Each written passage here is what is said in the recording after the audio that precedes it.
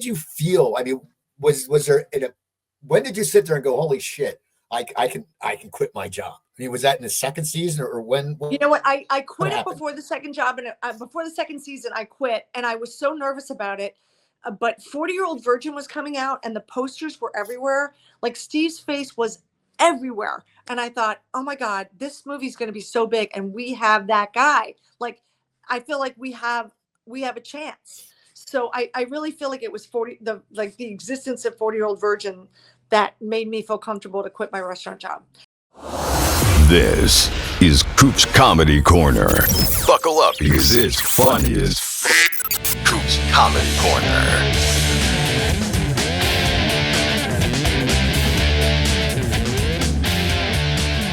Welcome to Coop's Comedy Corner. We have a great show today. I want to give a shout out to my sponsors, Laurel Lanes, right down there on Route 73 in Maple Shades. Laurel Lanes is the ultimate entertainment center. They have 60 lanes of bowling. They have state-of-the-art arcade games. They have a private luxury suite. They have something for everyone. Great for corporate events, birthday parties, or just a night out with friends. And if you go to the bar, they have a bar called Splits Bar and Grill, where I do an event once a month called Cocktails with Cooper, which some of the top business people show up. If you do an event with them, they will give 10% back of your first time of sales to your charity of choice. And then they have a great happy hour Monday through Friday from 4 to 7, and they have trivia. They have a bunch of good stuff going on. And on your way out, don't forget to stop by Lickety Splits. That's their ice cream little parlor there, homemade concoctions, and they have liquor infused ice cream. They have a butter pecan bourbon. It's really good. So go check out Laurel Lanes and Splits at laurelLanesNJ.com. Anyway, we have a great show today. She was on my show, Cooper Talk in LA like 12 or 13 years ago. And you know her from The Office and The Lampshades and Dancing with the Stars. But she is a huge Eagles fan, and she's wearing an Eagles jersey. And you got to tell me, well, you sent me that picture. You're holding the trophy from years ago. How did that happen? I was on WMMR on Friday. I was in Philly last week, and they were recording everybody doing the Fly Eagles Fly song, and they asked me to come in this past week, and I was like, I'm going to be there like in 2 days, so can we do it early? So when I did the show, they're like, why don't you go to the Eagles office? And I had been hooked up with them like 5 years ago before COVID, because I did some digital shorts for them with Crown Royal Apple, which is green. But I hadn't been in touch with them since then. So I was really happy. I got to stop by, and I got to stop by the offices. Apparently there's a restraining order against me because none of the players were there, but that's okay. That's okay. I still got to touch the Super Bowl trophy, got to hold it, got some pictures, got to say hey, and I met everybody in the offices. It was awesome.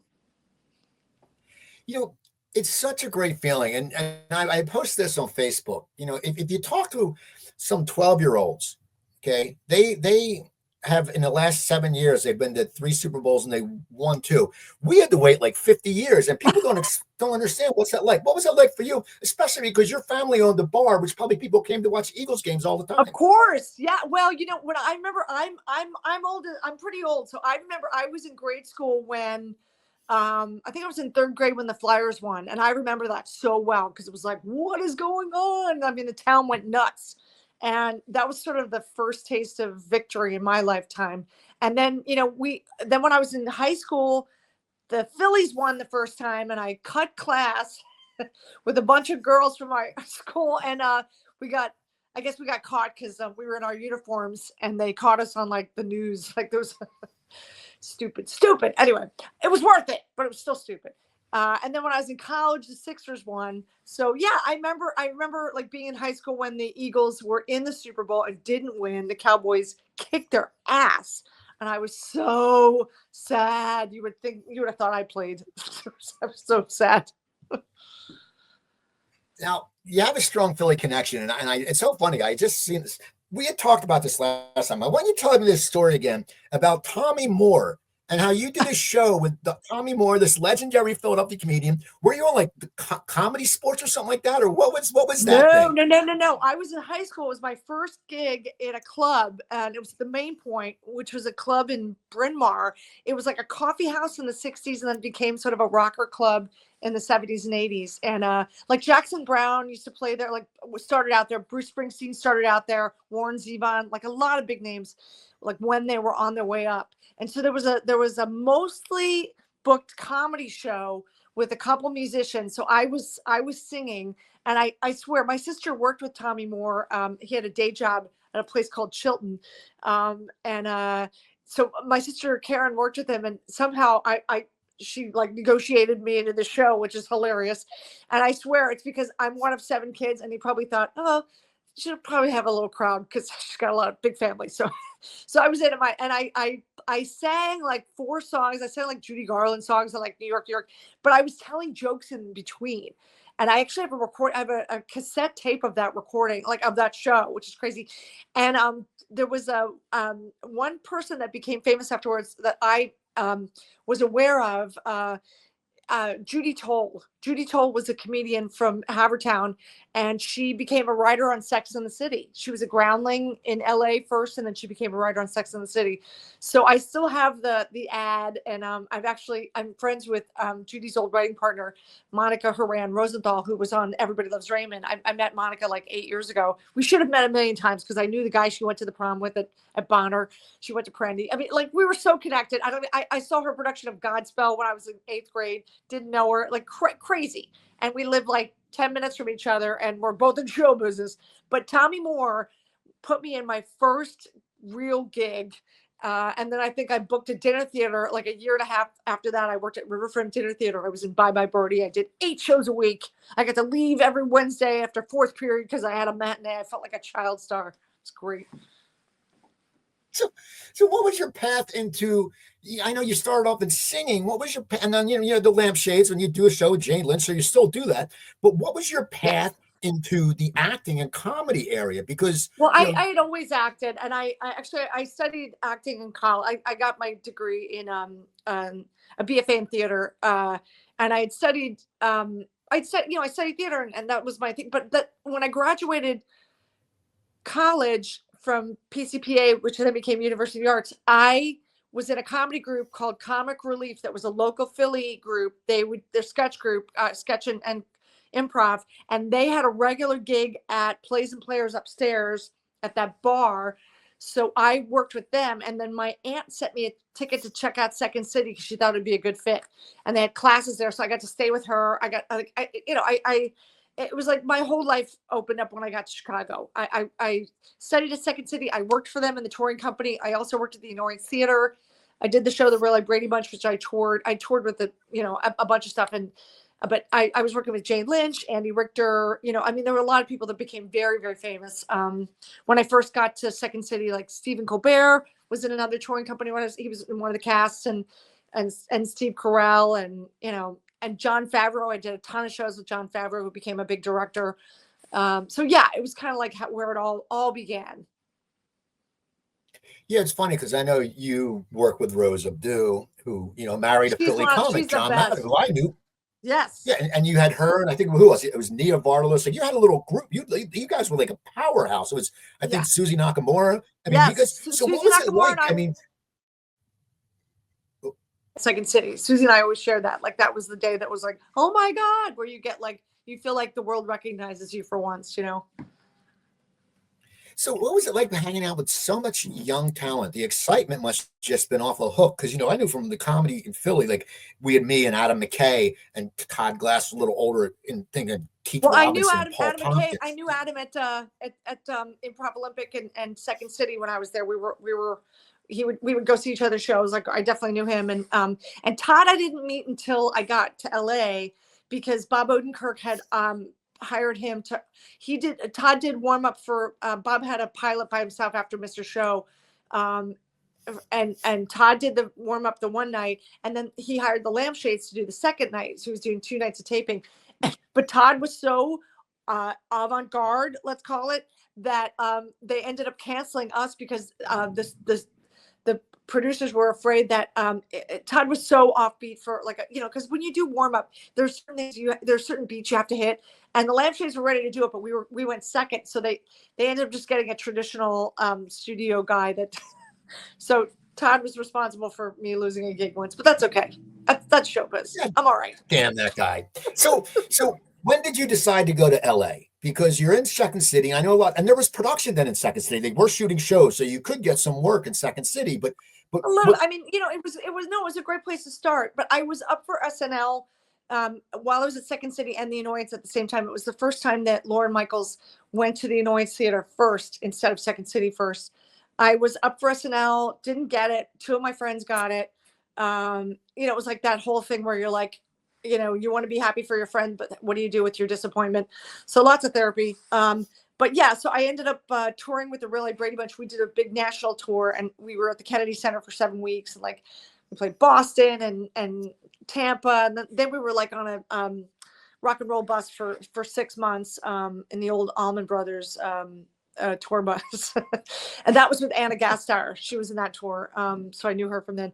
And yeah, and then I lived in New York for 6 months, and then moved to LA. I actually moved to LA to do a play with some people from the Really Brady Bunch, from some Chicago folks, and it was a stage production of the movie Valley of the Dolls, and it was such a big cult hit. I call it like pre-YouTube theater, where people were like, it was very Rocky Horror. People would say the lines with you, and so the show ended up going off Broadway. So I went to New York with it, and I was there for like 3 years. And then I moved back to LA, and I was singing in a band in New York as well. I was singing with John Flansburgh from They Might Be Giants. He had another band called Monopuff, so I got to sing with them. And yeah, so I had like some interesting creative adventures, but I was still waiting tables for a long time. And I actually started to do the Lampshades a little bit in New York by myself. We had started in Chicago briefly, myself and Scott Robinson, and then we did it for like actually 20 years in LA. We did 5 years. We did every Saturday night for 5 years at IO West on Hollywood Boulevard, among other clubs. So that was like our main place. But we did like a lot of cover band comedy. It was like, we opened for the Dan Band, Garfunkel and Oates, Puddle's Pity Party, Richard Cheese. We were sort of that world. We were sort of in the stand-up world a little bit, because we did a show at Aspen Comedy Festival with a lot of very funny people. So we were sort of like, we would sort of find ourselves hosting stand-ups. So what was your path to the office? When you think about when you're on a show like that, I recently talked to Jim O'Hare, who had Parks and Recreation, and it changes your life because, one, you have the financial stability. And so you can do different projects later on in your career. So it's one of those things. But how did that? Because I know you were still bartending when you were cast in the show. I was still working I was bartending and waiting tables. I literally kept my restaurant job through the first season of The Office, because I didn't know if we were going to get picked up. So I was covering my shift during the week and working my Sunday brunch. But I had auditioned for the part of Jan, didn't get it. But Allison Jones, the casting director, said, I don't know if this is your part, but I feel like you're really right for the show. So they shot the pilot without me. And then I get a call in August to re-audition for a different part. There was someone that didn't work out. I think they eventually cut her out. And I think she just didn't understand the concept of like literally working, and not talking, but still being a character. Cause like we have a lot of lines, and so, but you had to be a full-fledged character. So I loved that whole process. They told us to bring paperwork in the first season. And so I did like my taxes, and I was like answering, I was just getting stuff done. It was great, but it was really fun because even if you didn't speak, you were like, I could still get a laugh. Like it was amazing. Like that never happens, a very rare thing. So I stopped counting my lines, and I just sort of like trusted that this was a great gig. How much importance did your background on IO and Annoyance have in that? Because everyone knows that when you do improv, it's about getting the whole laugh. It's not about you, being the spotlight. So was that an important thing? And do you think that was something big time? I mean, I would say I'm one of 7 kids. I was born into an ensemble. Like, to be an ensemble means you're actually supporting other people. You're actually helping them get a laugh. Like, you are yes-anding. You're not passive. You are active. You are a participant in the scene, whether you talk or not. You make choices, and you are fully realized. So it was a blast. And also, as a woman, like, it was so great not to be someone's girlfriend or wife or daughter in the show. Like, I just got to be a weirdo. It was awesome. So when do you know that it's so funny, Hollywood, a show can get canceled. Like you said, you kept your job because you don't know. You could sit there and go, I'm set, and then you leave this job and you have those certain shifts, and you don't want to give up that shift because that's the money shift, and you have regulars. And so when did you feel, I mean, when did you sit there and go, holy shit, I can quit my job? I mean, was that in the second season, or when you know what? I quit it before the second job, and before the second season, I quit, and I was so nervous about it But 40-Year-Old Virgin was coming out and the posters were everywhere. Like Steve's face was everywhere. And I thought, oh my God, this movie's going to be so big. And we have that guy. Like, I feel like we have a chance. So I really feel like it was the existence of 40-Year-Old Virgin that made me feel comfortable to quit my restaurant job. And literally my boss said on my last day, we were going to get you a cake, but you'll be back after 7 years. Such a dick. So what was the set like as it starts getting momentum? Because the show, it's just, I mean, it was cutting edge for comedy. It was very different. It was, I mean, Corral, as you said, then 40-Year-Old Virgin blew up, but it wasn't a lot of noticeable faces. So what was it like in those early days? Did you feel like you had something special? Because you're also great writers, but what was that like? And as an actor, what is that like? You know what? It's so great to work for writers and producers that really understand the fight for what's truly funny. Because I know Greg Daniels, our showrunner, he fought tooth and nail with NBC to keep some stuff in. Because I remember he came into the restaurant one time and he completely ignored that I was in a uniform, which I loved. He was just like, hey, remember that healthcare episode where you improvised the line, I still have a vagina? Well, NBC's fighting back. I'm really fighting to get the word vagina. I'm just really hoping to keep it. So he understood what was important about it. And I just feel like I was afraid that we were going to be too cool for NBC. Like it was going to be too different for them. So fortunately, Friends had ended. Joey was the spinoff and Joey bombed. And if Joey hadn't bombed, I don't think The Office would have made it on the air. So, or if it was on, it would have only been that first season. So we were lucky because we were on at the same season as Joey. Oh, I remember Joey. I remember when it did bomb. Man, I did bomb. That's crazy. Because then he later went on to do that show, episodes. Showtime. Yes, episodes. Which was great. He was perfect as that role. It was a great show. So, okay, so this show is becoming popular. What is it like for you? Because you're getting noticed probably a lot because it's one of the times when people were still watching network TV, like it was still blowing up. It's not like now there's 87, we got Apple, we have this, we have that, we have this. What is it like for you when you sit there, all of a sudden people know you, and because your character is, not the angel, it must have been very odd for you when you would go out. Sometimes, yeah. I remember being on the Ocean City Boardwalk down the shore, hon, and I remember like a bunch of kids were like started to like walk toward me, and I started to like trot, and I'm like, wait a minute, I remember being like, what is happening? And then I was like, I started running, and I was like, wait a minute, stop, like it's fine, like I'm happy to talk to them. I was like, I'm not Britney Spears, relax. So yeah, I think I also used to wait on a lot of famous people who I thought were awkward, mean, rude, protective of themselves. So I feel like, I understand when someone, takes the time and has the courage to tell you that they like your show, you better have some space for it. Otherwise, I think you're in the wrong business, or you need to get your ass to therapy. I don't understand people who punish their fans in that respect. So, and that's the beauty of being 40 and being from Philly and understanding like, okay, this, could have a beginning, middle, and end. So you better handle this as best as possible because it's a champagne problem for people to bother you. It's fine. It's really fine. I made peace. How important do you think it was having a big family that kept you grounded? Because still probably when you came home, they're probably like, shut up, Kate. You're on TV. We don't care. I mean, it must have been very important because, Philadelphia, like the families, there's a bond. People don't get it. I mean, we see with sports fans. When I lived in LA, I would see a guy with an Eagles hat at a bar and you'd start talking to him. And where are you from? I'm from Cherry Hill. Where are you from? Ardmore. Where are you from here? And it was just this camaraderie. But how important to you dealing with the success because you are one of the top shows in history? I think humility is important. I think that's what I get from my family too. And I remember like someone knocked on our door at the shore, and my sister, one of my sisters, freaked out on this kid. She's like, she's the human. I wasn't home, and she was like, stop bothering us. And I was like, oh my God, calm down. I found out, I was like, oh my God. So my dad said, she's 2 doors down.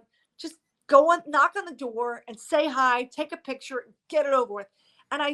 he said, it'll take you 2 seconds. And he's right. It's like, I mean, I understand. My sister was like a little dramatic, and I kind of, I mean, I appreciate it, but I'm sort of like, no, no, no, no, no, don't, but my dad's right though. It's like, you just go and take a picture. I mean, how long does it take? It's like, they don't want your whole life. They don't want my blood type. They don't want my social security number. Like, just, we're also representing my team, which is all of the office. You're not going to see Steve Carell on the boardwalk in Ocean City, but you might see me. So don't be a douchebag, Kate, like, seriously, get over it. And also like, enjoy that you're on something that people still give a shit about. I mean, it's been, we stopped shooting in 2013. That was like 12 years ago. So be happy that people really are still as invested as they are in a show that I was on. So that's how I feel.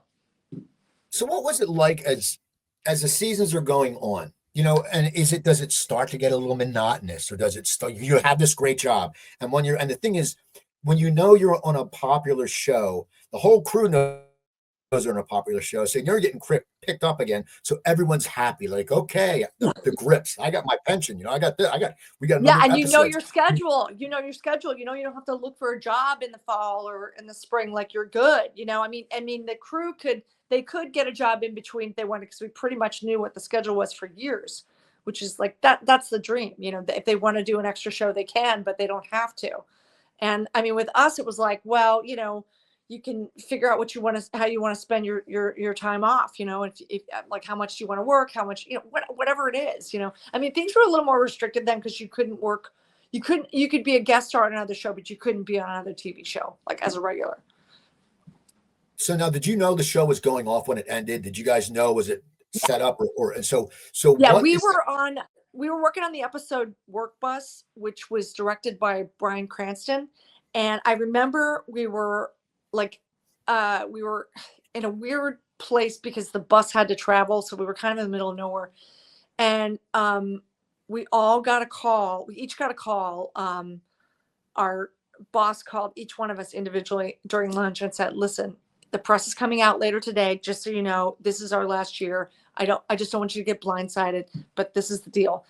And then I just remember we were all so close to each other the rest of that day and the rest of that week on that goddamn bus. We were like inches from each other, and it was so emotional. It was like, don't start. You get a little like melancholy and like, oh my God. But it was kind of perfect. It really was. And it was just, again, our showrunner, just, he really took such good care of us and treated us like we were equal, even though I knew we weren't. Now, when the show ends, do you feel a little bit lost? Because your identity's wrapped up in for 9, and now you have a lot of different talents, but when you're that character and you're known for that character and it's like family, it'd be like if you went to college for 9 years, probably people who go to med school, they get that feeling. So what was it like for you? How did you? Well, it's funny. A few people, I remember, like, a few people I ran into, like, the month of our last episode. Like, I remember, like, I saw Michael Patrick King, who was the showrunner for Sex and the City, and I saw Andy Ackerman, who was a director for Seinfeld, and they both were like, listen, there's a grieving period, so just get ready. It's kind of like a graduation and a death, it's like, or, I mean, it's the best champagne problem in the world, but it is, it's the biggest champagne problem in the world, I should say. But you definitely grieve. And, luckily, I met my boyfriend on The Office. So he was an NBC photographer. He's TV. He doesn't work for NBC exclusively anymore, but he worked on like all these different shows, but he was always like, he had his own office. So he was, he understood the ending of shows for sure. But he always had the next thing because he was set up for that. But it was helpful for me to have somebody that understood that on such a big level, because he really gets it, So yeah, it's a process, I mean, I understand why people get a little nuts and start drinking and doing drugs, I mean, whatever. What do you decide to do once the show's over? I mean, what's your plan? What's your game plan? I kind of didn't have one. I mean, I didn't know exactly what to expect. But luckily that was the same year. Like, Jane Lynch, who was on Glee at the time, and Glee was ending the same year that The Office ended. So she got asked to do a show, like a cabaret show in New York, and she didn't want to do it by herself. And we used to sing together. So she asked if I would do an act with her, and I said sure. So the next thing I know, we were in New York, just doing like our first run, and then we ended up like adding a band, and like it just kind of built and built, and then we did a Christmas album a couple years later, and then we got to do a big Christmas tour every season. So it kind of was a perfect little creative opportunity. And I think a year after The Office, I booked the cartoon OK KO. I was KO's mom for that 3 years, and then I recorded on Steven Universe, and I got to do a bunch of guest stars on like New Girl and Brooklyn Nine-Nine. But that was it was mostly like the live stuff and the voiceover. Now, how did you end up with Dancing with the Stars? Because my friend Wendy Liebman has always wanted to do that show. She's like, I want to do that show, and it's like, how did that happen? You know what? They asked me, and it was literally, I got the call the day my sister Nancy passed away, and I literally came from the funeral. I was in Philly, and I got the call, and I was like, I can't even move. Like, I couldn't even think about. I was like, what? They want me for what? And I kind of was like, it sort of felt like, oh, maybe this is bullshit, and maybe they're just kind of checking their quota to have meetings with certain people, and I'm just checking the box for like, yeah, they tried. So, but they were very serious, and they wanted me to come out and meet with them. So I went to LA a few days later, and yeah, it was just kind of this weird thing. And I'll be honest with you, I didn't really watch it, so I didn't know how hard it was going to be. I didn't realize what a challenge it was. I actually thought it was. I was like, I'm too cool for that. Boy, was I wrong. I am not too cool for that. That it was the most unbelievable 4 months of my life. And then I ended up doing the tour for a couple months with them as well, which was crazy because I was 55 and I was, I mean, I wasn't young. I was out of shape, and I don't know. I was the oldest woman on it for most of the season. Mary Wilson from the Supremes was the first one that was let go the first week. So but I was like, oh my God, it was crazy. And doing the tour, the national tour, I got to do a comedy monologue at the top of the show and do some dances from the show. And it was physically challenging, but I loved, like, I hosted at Radio City. So it was 6,000 seats. It was sold out. Like, it was amazing. I got to also play the Grand Ole Opry. Like, there were some wonderful places, the Fox Theater in Atlanta. There was a few bucket list places that I've always wanted to play. So it was a great chance for my comedy, and then just to, just connect with the fans in person. It was awesome. Well, now, how is it for connecting with the fans? Because cons are so big. There's cons everywhere. You see them, like, they happen in Cherry Hill. You were one at the Hyatt in Cherry Hill with Mary. You know what? I Mary actually Lynn stopped by to see her, but I was not in that. I wasn't at that. I wasn't actually at the in the con. I just wanted to visit her. I was on my way to the shore. So I was driving by. I was like, I can't just like drive by. My friends, we were like, anyway, so we hung out that night. Yeah, that's so funny. But now, are you doing cons? I am. Yeah, I'm actually doing 2 in I guess it's March and April in that week. I'm doing Melbourne, Australia, and New Zealand. I'm sure in New Zealand. So yeah, and then I'm sure I have some other ones coming up too, though. Yeah, I do like 4 a year, depending. What's the experience like? What's the experience like? These people just coming and gloating on you. Well, I like doing it with other people from the office because then we really get to hang and have fun. And for a while, I was just doing the fan expos, which is great because you kind of see the same people. It's like literally the same crew, the same food, like it's the same.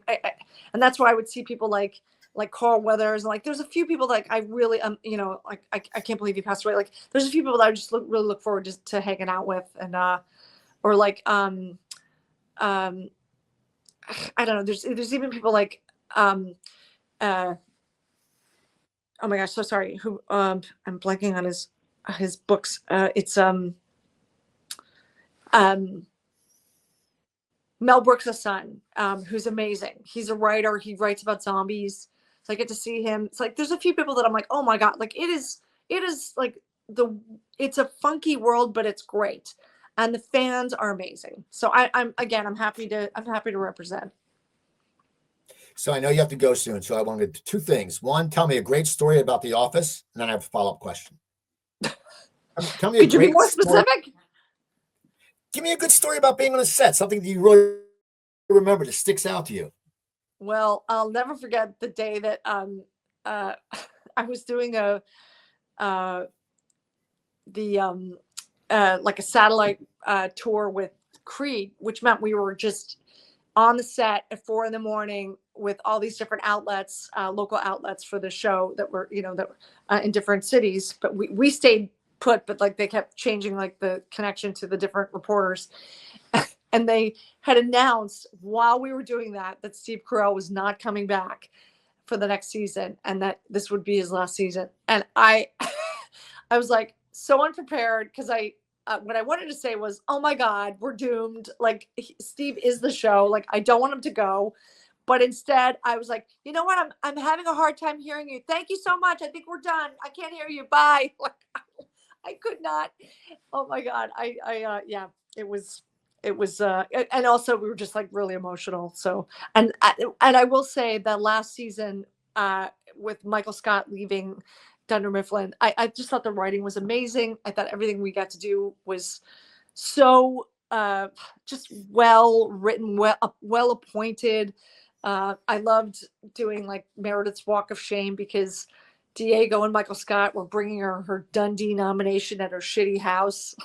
Like while she's doing the Walk of Shame. I mean, we had such a great time. It was really, I loved working with Will Ferrell. He had remembered having dinner with me like 10 years before that when he first got SNL because I was friends with Andy Richter and we had dinner together in New York. And I was like, I can't believe you remember. Like it just like, it's just crazy. It was like before neither one of us were famous at the time, but I have a really interesting journey, and I'm definitely a late bloomer, and I'm really, really lucky. And I also understand that like I don't take any of this for granted. And I feel like anybody that has a dream, no matter what your age, don't count yourself out. Other people might count you out. Don't you count yourself out. Give it a shot. Especially in comedy. I feel like, women are funny. Sometimes they get a little still shot down. I mean, there's less opportunity for women. It's just how it is. It's getting better, but it's still like ridiculous. I mean, the ratio is ridiculous for, funny parts for women in movies. It's especially if they're not hot. It's funky. It's still funky, but again, like that's why we need to keep showing up even more. Well, this has been great, Kate. I want to thank you for coming on. I wish we had some more time, but we know we got the Eagles victory. People follow Kate on Instagram and everything. Follow her. Yep, follow Kate me. Flannery. Yeah. Yes. Yeah, the real Kate Flannery. Go to a Comedy Trainwreck. That's Jimmy Corrihan's network. We have a bunch of great Philadelphia comedians having shows. Look at all the old Coop's Comedy Corners. We have great people: Wendy Liebman, Reed Diamond, Steve Scrovan. I mean, there's Emmy winners. And that's about it. So I want to thank you all for watching. Follow Kate, and I will all talk to you soon. Coop's Comedy Corner.